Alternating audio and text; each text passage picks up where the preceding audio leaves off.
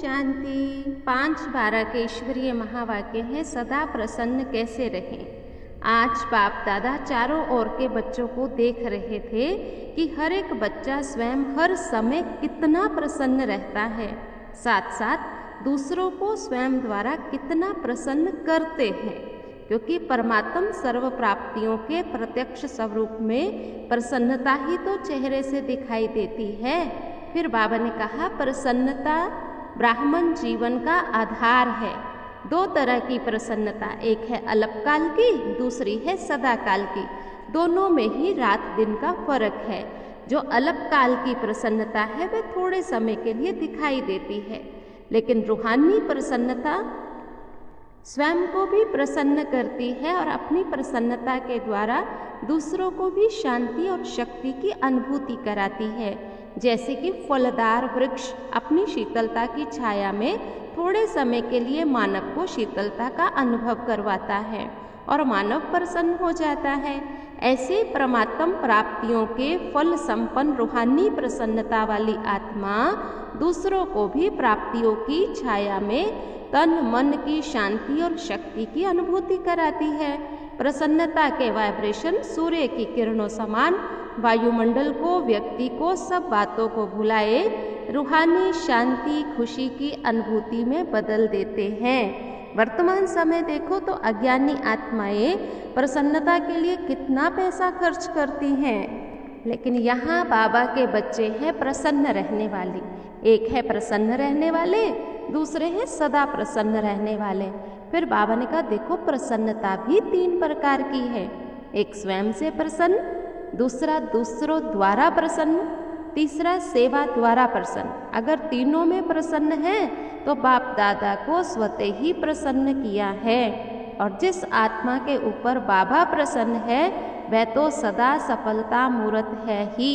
बाप दादा ने देखा कई बच्चे अपने से भी अप्रसन्न रहते हैं, छोटी बात के कारण अप्रसन्न हो जाते हैं। पहला पाठ मैं कौन, इसको भूल जाते हैं। जो बाबा ने बना दिया उसको भूल जाते हैं। बाबा ने हर एक बच्चे को फुल वर्षे का अधिकारी बनाया, किसी को थोड़ा किसी को आधा ऐसा नहीं दिया। बाबा कहते, बच्चे मैंने तुम्हें मास्टर सर्वशक्तिवान का वरदान दिया है, सर्व प्राप्ति स्वरूप बनाया है, लेकिन यूज़ करनी नहीं आती है। जैसे किसी के पास स्थूल धन बहुत होता है, यूज़ करना ना आए तो किसी किसी चीज़ों से वंचित रह जाते हैं। यहाँ भी बाबा ने कहा, कई बच्चे कहते हैं मैं समझती तो थी ये करना चाहिए, ये नहीं करना चाहिए, लेकिन उस समय भूल गया। अभी समझती हूँ कि ऐसा नहीं होना चाहिए, उस समय सेकंड में ही दिमाग से निकल गया। बाबा कहते, बच्चे फिर मंजिल पर तो पहुंच नहीं सकेंगे, गाड़ी तो निकल गई। चाहे सेकंड लेट किया, चाहे 1 घंटा लेट किया, समय तो निकल गया। जब समय की गाड़ी निकल जाती तो फिर स्वयं से दिल शिकस्त हो जाते और प्रसन्न हो जाते। अप्रसन्न के संस्कार इमर्स होते, फिर क्या कहते, मेरा भाग्य ही ऐसा है, मेरा ड्रामा में पार्ट ही ऐसा है। पहले भी सुनाया ना, स्वयं से अप्रसन्न रहने के मुख्य 2 कारण हैं। एक है दिल शिकस्त होना, दूसरा है दूसरों की विशेषता व भाग्य के पाठ को देख ईर्ष्या उत्पन्न होना। हिम्मत कम होती है, ईर्ष्या ज़्यादा होती है। दिल शिकस्त भी कभी प्रसन्न नहीं रह सकता और ईर्ष्या वाला भी कभी प्रसन्न नहीं रह सकता। दोनों ही हिसाब से ऐसी आत्माओं की इच्छा कभी पूर्ण नहीं होती और इच्छाएं तो अच्छा बनने नहीं देती, इसलिए प्रसन्न नहीं रहते हैं। प्रसन्न रहने के लिए सदा एक बात बुद्धि में रखो कि ड्रामा के नियम प्रमाण संगम युग पर हर एक ब्राह्मण आत्मा को कोई ना कोई विशेषता मिली हुई है। चाहे माला का 16,000 वाला दाना हो, उसको भी कोई ना कोई विशेषता है।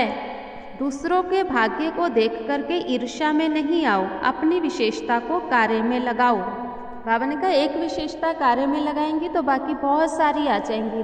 जैसे एक के आगे बिंदी लगाओ तो 10 बन जाता, और बिंदी लगाओ तो 100 बन जाता। फिर बाबा ने भोली दादी को याद किया जो भंडारा संभालती थी। बाबा ने कहा, उनमें देखो कितनी विशेषता थी, हर एक को प्रसन्न रखती थी, संतुष्ट करती थी। प्रसन्नता का आधार ही संपन्नता है। जो स्वयं से प्रसन्न रहते हैं औरों को भी वे प्रसन्न करते हैं। स्वयं से, सेवा से प्रसन्न रहेंगे, जो भी सेवा मिलेगी उसमें भी प्रसन्न रहेंगे। सबसे बड़े से बड़ी सेवा आपकी प्रसन्न मूर्त करेगी। तो सुना क्या बाबा ने देखा। फिर बाबा ने टीचर्स को कहा, आपका भाग्य बहुत अच्छा है, आपकी दादियों ने बहुत मेहनत करके यहाँ तक यज्ञ को पहुँचाया, आप तो बने बनाए पर आई हो। बाबा ने कहा, आप फल खाने के टाइम आए हो। जो स्वयं को स्वयं ही सेवा में ऑफर करता है वही निर्विघ्न चलता है, और जो स्वयं ऑफर नहीं करता वो बार बार कहते हैं हमने तो पहले ही कहा था, सरेंडर नहीं होना चाहिए। कोई कोई सोचती हैं इससे तो बाहर ही अच्छे। बाबा ने कहा, बाहर की सेवा और बाबा के घर में त्याग करके सेवा, इनमें बहुत अंतर है। समर्पण के महत्व को जानना है। फिर से बाबा ने कहा, प्रसन्नता की विशेषता है संपन्न। श्रेष्ठ आत्माएं सदा अपनी विशेषता को पहचान कार्य में लगाने वाले सेंसिबल एसेंसफुल आत्माओं को बाबा ने याद प्यार दिया, नमस्ते की। फिर लास्ट में बाबा ने कहा, अपना ओके का कार्ड ज़रूर लिखना, कथा कहानियाँ नहीं लिखना, प्रसन्न रहना और दूसरों को भी प्रसन्न करना अच्छा वरदान है। समाने और सामना करने की शक्ति द्वारा सेवा में सफलता प्राप्त करने वाले रूहानी सेवाधारी भव। रूहानी सेवाधारियों को सेवा के सिवाय कुछ भी सूझता नहीं।